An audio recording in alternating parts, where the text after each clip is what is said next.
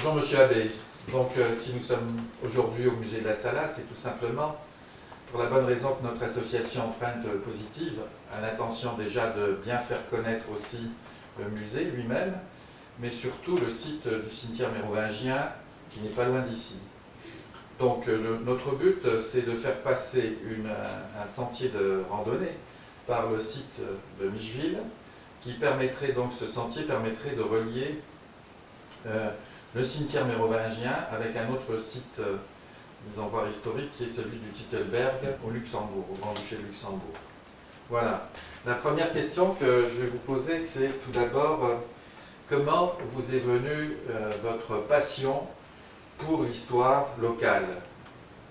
C'est-à-dire que de tout temps, on était attiré, j'étais surtout moi attiré par l'histoire locale d'Audentiche. L'histoire locale d'abord, et ensuite c'est devenu l'archéologie.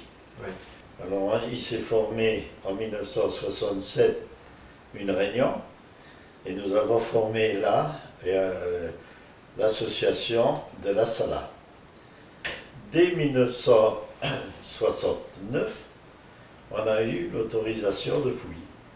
J'ai dû, moi, pour être archéologue, apprendre le métier d'archéologue. Donc, dès le départ, quand on a créé la société, j'ai dit, je vais acheter maintenant les livres pour apprendre, et puis apprendre la réglementation des fouilles. Comment la population a réagi suite à la découverte de ces tombes? Alors là, ça a été justement de 1952 à 1967, il s'est présenté beaucoup de personnes sur le site qui voulaient faire des fouilles illégales, qui voulaient faire des fouilles que tout le monde pensait trouver, comme tout le monde, un trésor. Voilà. Et il n'y avait pas de trésor à trouver, il y avait un trésor archéologique, Oui. c'est tout. Oui, oui. Bon, là, on a eu bien sûr la visite de M. Billoré, qui était le patron de la 8e circonscription, et qui est venu, et puis qui a demandé, et qui est venu voir le chantier du début. Et puis comme au début, bon, M. Schmitt avait commencé avec des jeunes, et puis avec certaines personnes, mais ils avaient commencé d'une mauvaise manière, puisqu'ils avaient creusé une tranchée comme une tranchée de baïonnette. Donc ils remettaient la terre dessus l'autre terre. Alors que moi, en ayant pris des livres pour apprendre les fouilles, j'avais vu qu'il fallait faire des quadrillages, et que le quadrillage devait faire 5 mètres sur 5 mètres. Je me suis mis sur le terrain au-dessus, tout de suite, pour essayer de faire le quadrillage. Et là, M. Billoré a dit à M. Schmitt, mais qui c'est qui a fouillé là? Et c'est là qu'il m'a donné la responsabilité du chantier. D'accord. À un moment donné, on voulait tout nous reprendre. Ils voulaient tout emmener à Thionville et à Metz. Et il a fallu se battre pour garder ça ici. Et c'était mon principe à moi de pouvoir garder tout le patrimoine à Audentiche. Parce que ça, je le détenais de mon père. Il faut que je le dise, parce que mon père, il m'a dit, Robert, je te demande une chose, c'est jamais de faire de politique, mais essaye de sauver envers et contre tous tout le patrimoine de Dunois. Et c'est ce que j'ai fait et ce que je me suis battu de faire depuis toujours. Et que je suis encore, à l'heure actuelle, à mon âge, de me battre pour ça.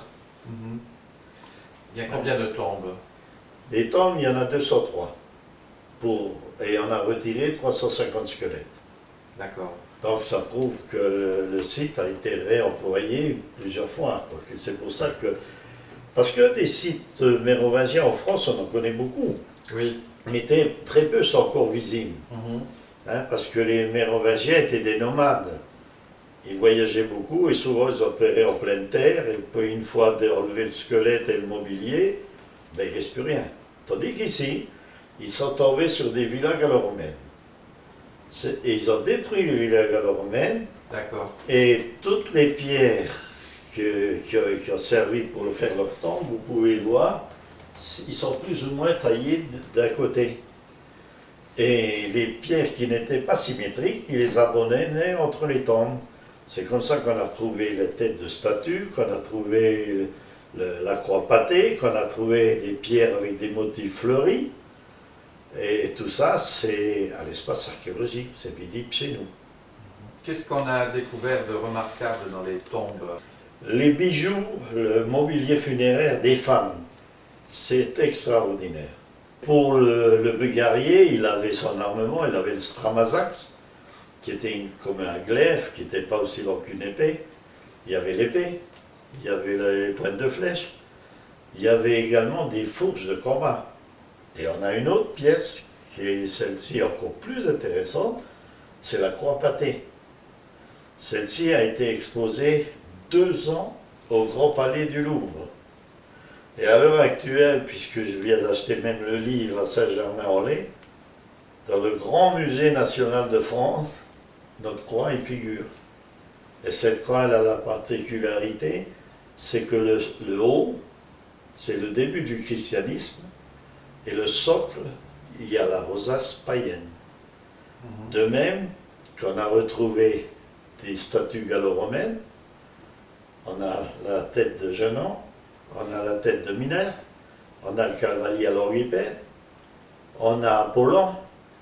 Est-ce que vous avez une idée du nombre de personnes qui sont venues voir donc, le site en 2008, par exemple?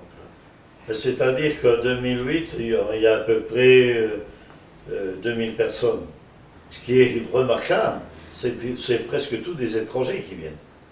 Et pas les Audunois. Les Audunois, encore chaque fois que je vois des Audunois qui viennent pour la première fois, je me dis, mais c'est pas possible que vous avez tout ça et que nous, à Audentiche, on ne le sait même pas. Hein? L'espace archéologique, on l'a fait dans le sens de présenter la préhistoire, le gallo-romain, le mérovingien, le médiéval, et on finit par le contemporain. Donc ça fait que les élèves, encore ce matin, qui sont venus, et ils sont venus du Luxembourg, puisqu'il y en a des classes du Luxembourg également qui viennent, et bien ils ont pu voir le début de l'homme, ensuite le 2e siècle, on arrive au 7e, on part après dans le médiéval, et on termine par le contemporain, qui n'ont même pas vu, puisqu'ils sont jeunes. Il n'y a plus d'usine, il n'y a plus de mine. Et donc les écoles, vous en avez parlé, Oui. vous avez parlé des écoles Oui, bourgeoises aussi. Qui les écoles, ça c'est le travail de M. Trausch qui a fait un travail formidable. Est-ce qu'il y a encore d'autres personnes qui étaient Ah, bien oui. impliquées dans... Oui, la conservation je suis même très fier à l'heure actuelle parce que maintenant il y a des jeunes, enfin moi j'appelle des jeunes parce qu'ils sont beaucoup plus jeunes que moi, mais ils sont quand même déjà des anciens instituteurs, des anciens policiers, des anciens mineurs, qui sont là, présents, et qui veulent à tout prix sauver le patrimoine audunois. Vous voyez, c'est pour ça que j'ai pas peur. Il y a la relève. D'accord. Alors, quels sont vos conseils pour encore améliorer, disons, voir la reconnaissance du site? Alors, on est dans un préfabriqué. On essaie d'avoir un monument digne de toute la richesse archéologique que nous avons ici dans l'espace archéologique. Ça, c'est notre plus grand souci. Qui serait situé... On nous a proposé de sauver le temple protestant. D'accord. Le temple protestant, c'est vrai que c'est un beau monument, c'est un monument qui risque de tomber en ruine et d'être abattu si on ne le sauve pas. Et là, on est en train de voir, d'essayer avec la municipalité. Pratiquement, le comité est d'accord qu'on aille là-bas à condition qu'on ait assez de surface, plus de surface qu'ici, parce qu'ici, on est un peu à l'étroit avec tous les objets qu'on a. Eh bien, je ne vois rien d'autre à ajouter. Vous avez bien présenté les choses, Monsieur Abbé. Mais je vous garantis que vous avez une très très bonne idée de faire un circuit touristique. Et il y a longtemps que je l'ai demandé moi-même au Luxembourg, de manière à faire connaître la vallée de l'Alzette. Parce que la vallée de l'Alzette, c'est depuis, comme vous voulez le faire, depuis du Titelberg, en passant par le Fort de Gras, en allant par le site de Micheville, et puis venir sur notre nécropole mérovingienne. Voilà. Je vous félicite et je voudrais que ça soit le plus vite possible pour que je puisse encore voir tout ça. Eh bien, merci beaucoup, monsieur l'abbé.